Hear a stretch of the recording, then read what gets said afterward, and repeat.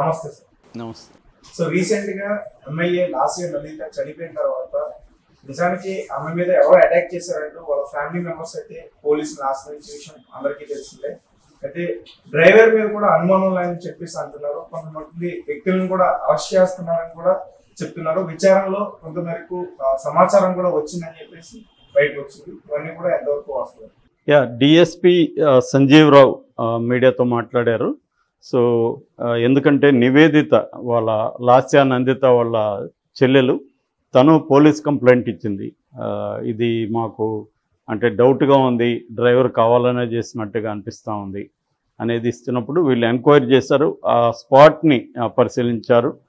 సుల్తాన్పూర్ దగ్గర ఆ స్పాట్ని పరిశీలించినప్పుడు వాళ్ళకి కారు దీని మీద ఎర్ర మట్టి శకలాలు కనపడ్డాయి. రెడ్ మిక్స్ సిమెంట్ అంటారు. ఆ రెడ్ మిక్స్ సిమెంట్ పెయింట్ అయ్యింది.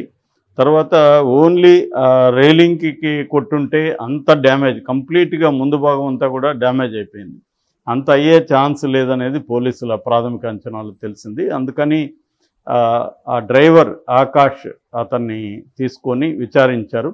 అతనేమో నాకు అసలు ఏమీ గుర్తులేదు, ఏం జరిగిందో నాకేమి గుర్తులేదని అతను చెప్తున్నాడు. దాని తర్వాత ఆ రోజు ఎవరెవరు సదాశివపేటకి వెళ్ళారు, అసలు ఈ డ్రైవర్ని ఎందుకు మార్చారు, అంతకుముందున్న డ్రైవర్ ఎందుకు రాలేదు, ఇవన్నీ కూడా వాళ్ళు విచారించారన్నమాట. విచారించినప్పుడు వాళ్ళకి కొన్ని సంచలనమైన విషయాలు ఏం తెలిసాయంటే, గత 10 రోజులకు ముందు నల్గొండ నుంచి సభకెళ్ళి, కేసీఆర్ సభకెళ్ళి నల్గొండ నుంచి వస్తున్నప్పుడు కూడా అప్పుడు వాళ్ళు స్కార్పియోలో వస్తున్నారు, లాస్య నందిత వాళ్ళు. సో వాళ్ళ రెగ్యులర్ డ్రైవర్ శేఖర్ అతని పేరు, అతను డ్రైవ్ చేస్తున్నాడు. అప్పుడు కూడా యాక్సిడెంట్ అయింది. యాక్చువల్గా 3 నెలల్లో 3 సార్లు యాక్సిడెంట్లు అయినాయని చెప్తున్నారు. ఇప్పుడు నేను చెప్పే యాక్సిడెంట్ రెండోసారి, అంతకుముందు కూడా ఒకటి అయిందని చెప్తున్నారు. సో ఇది కొద్దిగా అక్కడ ఏంటంటే ఆటోని గుద్ది యాక్సిడెంట్ అయింది. అప్పుడు అది కారు కూడా కొద్దిగా డ్యామేజ్ అయింది, స్కార్పియో. బట్ స్కార్పియో కొద్దిగా సేఫ్టీ అంటున్నారు. దానివల్ల ఆమె పెద్దగా గాయాలతో జరగలేదు, పెద్ద గాయాలు జరగలేదు, కానీ స్మాల్ దీంతో బయటపడింది. దాని తర్వాత కేటీఆర్ వీళ్ళు కూడా పరామర్శించారు. దాని తర్వాత మొన్న ఏం జరిగిందంటే, వీళ్ళందరూ కలిసి వీళ్ళ సిస్టరు వీళ్ళు 2 కార్లలో వెళ్ళారు. సదాశివపేట వెళ్ళి అక్కడ మిస్కిన్ బాబా దర్గా అంటారు, ఆ దర్గాలో పూజలు చేశారు. రోజంతా ఉపవాసం ఉన్నారు. పూజలు చేసి అరౌండ్ 12:30కి వాళ్ళ సిస్టర్ వాళ్ళు బయలుదేరితే వీళ్ళు ఇంకొంత లేటుగా బయలుదేరారు.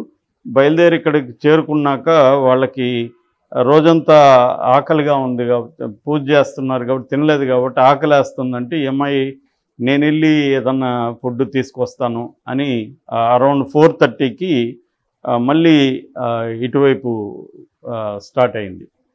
మళ్ళీ సదాశివపేట వైపు రివర్స్లో స్టార్ట్ అయినాక వీళ్ళకి 5:15కి ఈ ఆకాష్ కాల్ చేశాడు. ఎవరు? నివేదిత వాళ్ళకి కాల్ చేసి ఇలాగ యాక్సిడెంట్ అయింది, ఇద్దరికి గాయాలు అయ్యాయి అని చెప్పాడు తప్ప ఇంత పెద్ద యాక్సిడెంట్ అని కానీ ఏమి చెప్పలేదు. లొకేషన్ షేర్ చేశాడు వీళ్ళకి.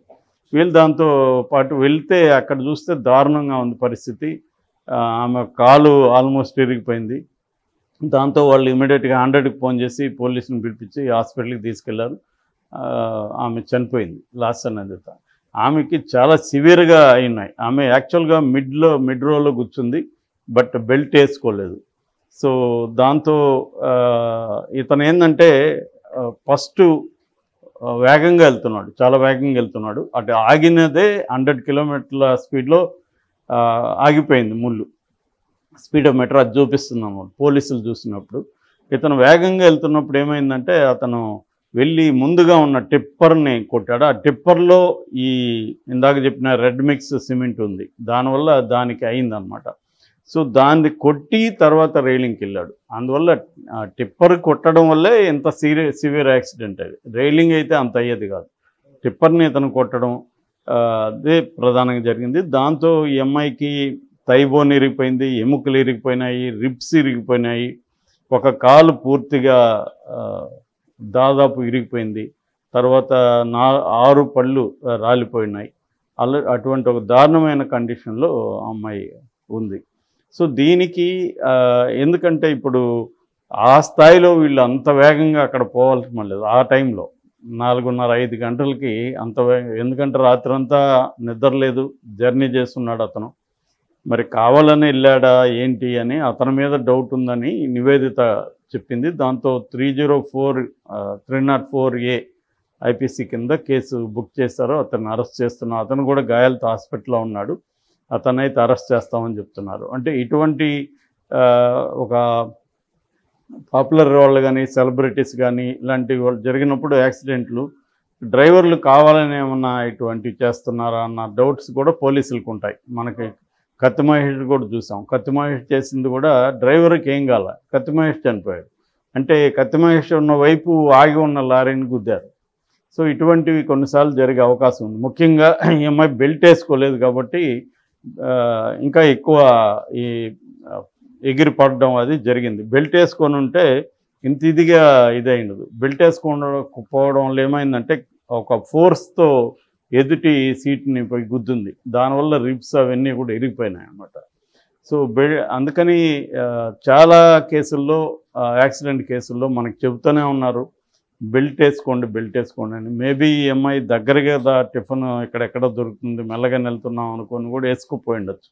ఒక్కోసారి మనం లాంగ్ డ్రైవ్లో వేసుకుంటారు కొంతమంది దగ్గరగా ఉన్నప్పుడు వేసుకోరు. దానివల్ల కూడా ఇలాంటి జరుగుతుంది. రెండోది, ఈ వెహికల్ వచ్చి మారుతి సుజుకి XL6 ఇప్పుడు జరిగిన యాక్సిడెంట్. అది సేఫ్టీ వైజ్ కూడా కొంత వీక్ అనేది చెప్తున్నారు. చాలామంది నెటిజన్స్ కూడా కామెంట్ చేస్తున్నారు, ఇదంత సేఫ్టీ కార్ కాదు, ఇదే కానీ వాళ్ళ స్కార్పిలో కానీ వెళ్ళుంటే ఇంత ఘోరంగా జరిగేది కాదు అని. అంటే ఇప్పుడు చాలామందికి ఉండే డౌట్స్ ఏంటంటే అది చూడడానికి పెద్దగా ఉంది, ఏ వెహికల్ అది, ఎందుకు ఇలాగ జరిగింది, ఎందుకంటే పెద్ద వెహికల్స్కి ఇప్పుడు ఎందుకు అంతంత లక్షలు ఖర్చు పెడతారంటే ప్రధానంగా సేఫ్టీ ఉంటుందని. సో అవే యాక్సిడెంట్కి గురైనప్పుడు వీళ్ళకి సేఫ్టీ ఉండట్లేదు. మనం శోభనాగిరెడ్డిది కూడా చూసాం. శోభనాగిరెడ్డి కూడా ముందు అద్దంలోని చెగిరి పడింది అవతలకి. అంటే ఆమె కూడా బెల్ట్ వేసుకోలేదు. బెల్ట్ వేసుకోండి ఉంటే ఆమెకు కూడా అంత స్థాయిలో అయ్యేది. బెల్ట్ వేసుకోకపోతే ఏమవుతుందంటే ఎయిర్ బ్యాగ్స్ ఓపెన్ కావు. బెల్ట్ వేసుకోవడానికి ఎయిర్ బ్యాగ్స్కి లింక్ పెట్టేస్తుంటారు. సో బెల్ట్ వేసుకొని ఉంటేనే ఎయిర్ బ్యాగ్స్ ఓపెన్ అవుతాయి. సో మామూలుగా 90 కేసుల్లో ఎయిర్ బ్యాగ్స్ ఓపెన్ అవుతాయి, ఒక 95 కేసెస్లో అవుతాయి. ఎందుకంటే అది 0.5 సెకండ్స్ లోపల ఎయిర్ బ్యాగ్ ఓపెన్ అవుతుంది. కానీ అంతకంటే వేగంగా ఒక్కోసారి గుద్దినప్పుడు అది జస్ట్ నానో సెకండ్స్లో లేట్ అయినా కూడా ఫ్యాటల్గా ఉంటుంది యాక్సిడెంట్. బట్ ఇది వేసుకోవాలి. ఇవాళ వస్తున్న అన్ని వెహికల్లో అన్ని సీట్లకు కూడా బెల్ట్స్ ఉన్నాయి. సో చాలామంది ఏమంటారంటే లాంగ్ ఉన్నవాళ్ళు వాళ్ళకి అలవాటు ఉండదు, వేసుకోరు. ఇంకొకటి ఏంటంటే వేసుకుంటే పిరికితనానికి చిహ్నంగా కూడా చాలామంది ఫీల్ అవుతారు. వేసుకోకపోతే అదేదో గొప్ప మగతనం అని కూడా అనుకునే వాళ్ళు నేను పర్సనల్గా చూశాను. ఒక ఆయన అయితే షర్ట్ నలిగిపోతుంది సార్ అన్నాడు, ఎందుకు వేసుకోవట్లేదంటే. ఎందుకంటే ఆయన ఖద్దరు షర్ట్ వేసుకొని ఐరన్ చేసుకుంటాడు. సో ఇవన్నీ కూడా సిల్లీ రీజన్స్. ప్రాణం కంటే నీ షర్ట్ నలిగిపోవడం ఇంకొకటి ఇది కాదు, దీంట్లో పిరిగితనం ఏమీ లేదు. సేఫ్టీ అనేది ఇంపార్టెంట్. చాలామంది ఇది పాటించకపోవడం వల్లే ఫ్యాటల్గా మారుతున్నాయి. యాక్సిడెంట్లు జరగడానికి కారణాలు నిన్న చెప్పాను నేను. అది పక్కన పెడితే చావులు ఎక్కువగా వెహికల్స్లో, ఈ 4 వీలర్స్లో చనిపోవడానికి ప్రధాన కారణాలు ఏంటంటే యాక్సిడెంట్ జరిగినా కూడా ప్రాణాలతో బయటపడవచ్చు, కానీ బెల్ట్ వేసుకోవాలి. బెల్ట్ వేసుకుంటే ఏమవుతుందంటే ఫస్ట్ అసలు ఎయిర్ బ్యాగ్ ఓపెన్ అవుతుంది. దానివల్ల నీకు ముందుకెళ్ళి నువ్వు గుద్దుకో అన్నమాట. ఎక్కువసార్లు ముందుకెళ్ళి గుద్దుకోవడం అక్కడే ఎముకలన్నీ ఇరిగిపోతాయి, హార్ట్ మీద ప్రెషర్ పడుతుంది. దాంతో ఎక్కువ మంది చనిపోతారు, కారు మనం బయట పడకపోయినా కూడా. సో ఇది జరుగుతుంది. సో అందుకనే ఇటువంటి ఇన్సిడెంట్ల నుంచి మనం అందరూ కూడా నేర్చుకోవాల్సింది ఏంటంటే ఖచ్చితంగా బెల్ట్ వేసుకోవాలి, సీట్ బెల్ట్ వేసుకోవాలి అనేది గుర్తుపెట్టుకోవాలి. బట్ ఈ ఇన్సిడెంట్లో ఒకవేళ డ్రైవర్ కావాలనే చేశాడా లేదని తెలియదు. ఎందుకంటే ఇతను కొత్తగా చేరినాడని చెప్తున్నారు. వీళ్ళ ఫ్రెండ్ పీయూష్ రాఘవన్ ఉన్నాడు, చోటు అంటారు అతన్ని, ఈమె ఫ్రెండ్, లాస్య ఫ్రెండ్. అతని ద్వారా ఇతను వచ్చి జాయిన్ అయ్యాడు. ఎందుకంటే ఈ యాక్సిడెంట్ అయిన తర్వాత శేఖర్ ఏమో వాళ్ళ సిస్టర్స్కి కార్లో డ్రైవర్గా పనిచేస్తున్నాడు. ఇతనికి ఏంటంటే ఈ ఆకాష్కి పెద్ద డ్రైవింగ్ కూడా రాదని చెప్తున్నారు, ఎక్స్పీరియన్స్ కూడా లేదు.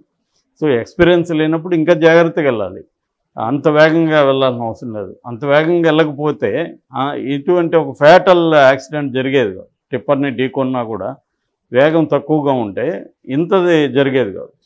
సో ఇతను వేగం, నిద్రమత్తు, ఈమె బెల్ట్ వేసుకుపోవడం, ఇది ప్రధాన కారణాలుగా ఉండే అవకాశం ఉంది. ఒకవేళ అతను కావాలనే చేశాడా లేదనేది ఇంకా పోలీసుల విచారణ తెలియాలి. ఎందుకంటే ఇప్పటికైతే అతను నాకేం గుర్తులేదని చెప్తున్నాడు. ఒక్కొక్కసారి షాకింగ్గా ఉండి యాక్సిడెంట్లు గుర్తు కూడా ఉండదు, ఏం జరిగిందో మన తెలీదు, అది కూడా జరుగుతుంది.